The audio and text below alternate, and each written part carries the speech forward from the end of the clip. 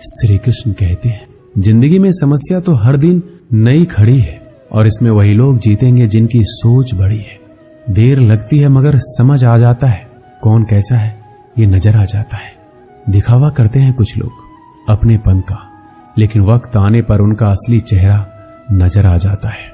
आप किसी के लिए चाहे कितना भी कुछ कर लो, जिसको धोखा देना है वो धोखा देकर ही रहेगा। छोड़ दी हमने हमेशा के लिए इच्छा करना, जिसे मोहब्बत की कदर ना हो उसे दुआओं में क्या मांगना। जो गिरकर संभल जाता है असल में वो जिंदगी को समझ पाता है। जब किसी को खोने की नौबत आती है तब उसे पाने की कीमत समझ आती है। जिंदगी जीने के लिए मिली है, इसे लोग क्या सोचेंगे ये सोचने में कभी बर्बाद मत करना। मंजिल आसान हो जाती है जब कोई अपनेपन से कहता है तू परेशान मत हो, सब ठीक हो जाएगा। हे ईश्वर, मुझे किसी के दिल पर बोझ मत बनने देना। जो मुझसे दूर होना चाहते हैं मुझे उससे पहले ही दूर कर देना। किसी का साथ अगर जिंदगी भर चाहते हो तो उसे ये बात कभी मत बताना कि तुम उसे कितना चाहते हो। अहंकार भी आवश्यक है जब बात अधिकार, चरित्र और सम्मान की हो। बिना मतलब यहां कोई नहीं रोता। दर्द जब गहरा हो आंसू तभी गिरते हैं। श्री कृष्ण एक छोटी सी कहानी के माध्यम से कहते हैं कि एक दिन प्रातः एक व्यापारी अपने घर से निकला।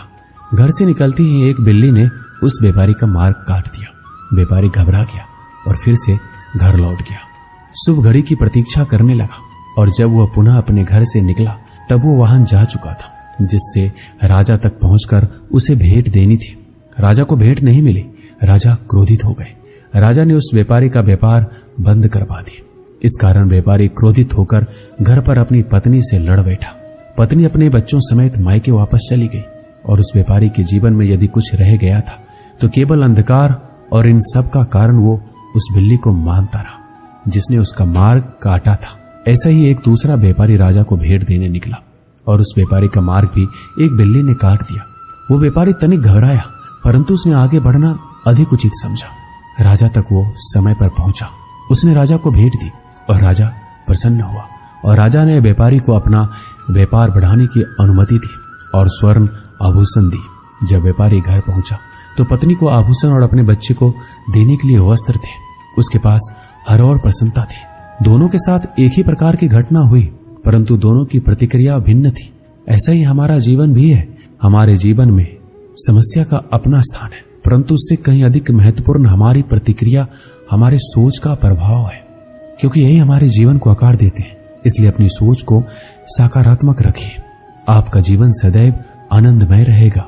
श्री कृष्ण कहते हैं, अपने हक के लिए लड़ना सीखो, क्योंकि जो शांत और चुप रहता है उससे कोई भी नहीं पूछता। कमियां तो मुझ में भी है, क्योंकि हर किसी पर बिना सोचे ही विश्वास कर लेते हैं। जहर से भी ज्यादा खतरनाक होता है प्यार। जो भी चख ले वो मर मर के जीता है। तुम्हें चाहने वाला जब तुम्हें वक्त देना ही बंद कर दे तो समझ लेना कि अब वो तुम्हारा नहीं रहा। हम तो हंसते हैं दूसरों को हंसाने के लिए, वरना दिल पर जख्म इतने हैं कि ठीक से रोया भी नहीं जाता है। भगवान से मौत मांग लेना, लेकिन इंसान से मोहब्बत कभी मत मांगना। तुम परवाह करना छोड़ दो, लोग तुम्हें तकलीफ देना छोड़ देंगे। सच्चा प्यार अक्सर धोखेबाज लोगों से ही होता है।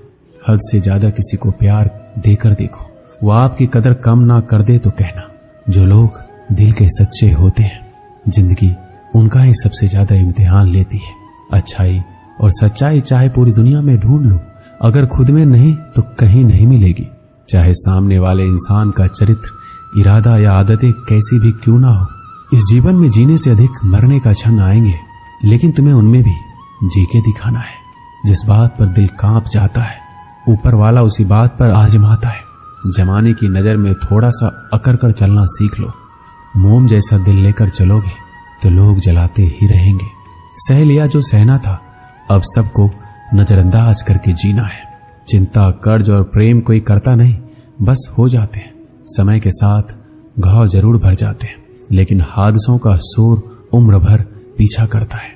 मैंने जिंदगी से एक सबक सीखा है, अपनी सफाई वहां देनी चाहिए जहां उसे समझने वाला एक खुला दिमाग हो। अगर किसी ने आपको गलत मान लिया तो उसको सफाई देने का मतलब खुद की नजरों में खुद को ही गिराना होता है।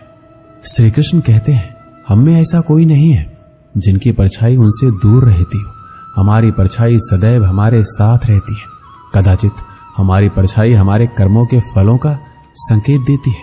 कदाचित इसी कारण कई बार हमें अपनी परछाई से भी भय लगता है, परंतु इस भय से निवारण पाने का एक साधन अवश्य है, और वो है सूर्य की ओर मुख करना या किसी प्रकार के स्रोत की ओर मुख करना, क्योंकि तब हमें हमारी परछाई दिखाई नहीं देती। यदि इस जीवन के संदर्भ में देखें तो यह प्रकाश का स्रोत शुभ कर्मों की चेतना है।